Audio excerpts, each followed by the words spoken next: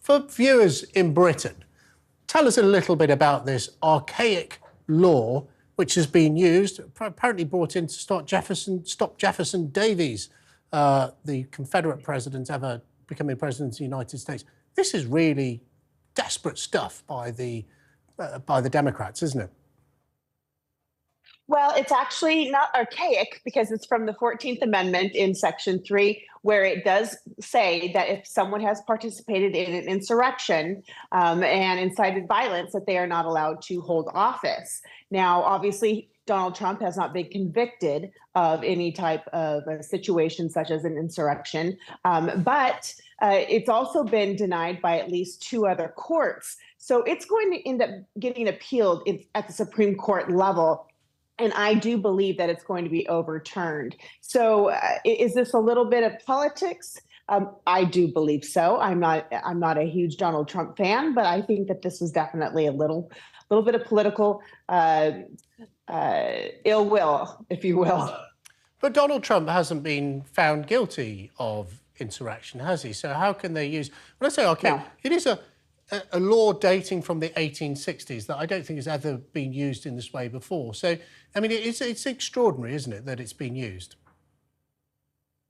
It is, but, you know, we are actually in a very interesting times, because you think that every time that this man has another indictment that he would be stepping aside or he would be done running for his reelection. But it doesn't seem to be that the case.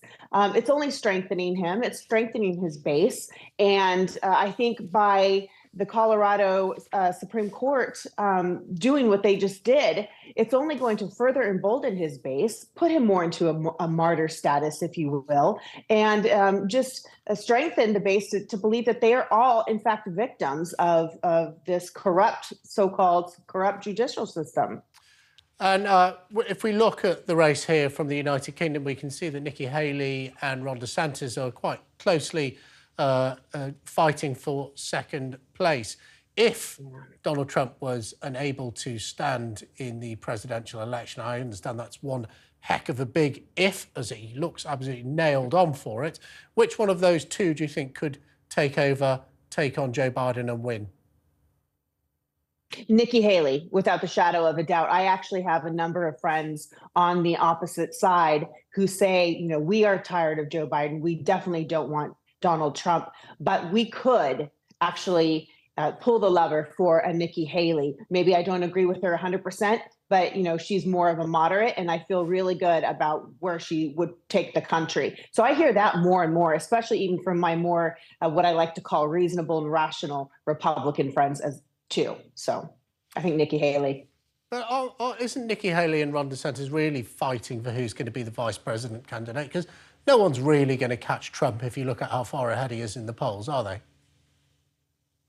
I don't believe that either one of them are fighting to be his vice president. I don't think that their personalities would be able to work well with one another. I do believe that that there has been too much toxicity between the 2 second place people and Donald Trump.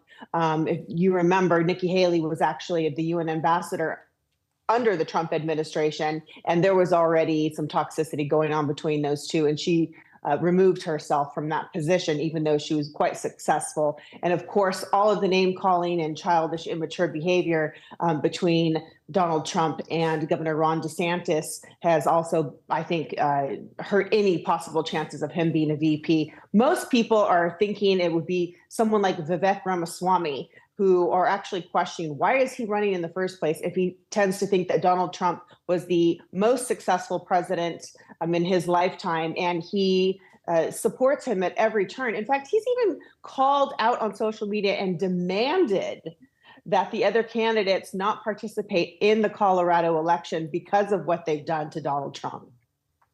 But I understand that this will be appealed to the Supreme Court, so it seems pretty unlikely that this is going to stand.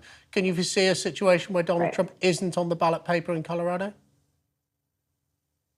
If that's the case, then I do think it's a huge mistake. The dates that we're looking at, the Secretary of State certifies the names that are going to be on the ballot, I believe January 4th or 5th, somewhere around that time. And so, when this is all said and done, he's going to have to make sure that this ruling basically is overturned. And I think that's what we're looking at. So even if his name is going to be possibly on the ballot for the primary, he wants to make sure that it's going to be on, most importantly, for the general. And I think that's going to be the case. Amy, thank you so much for joining us. We will be watching with fascination from this side of the pond as you go into your election year next year.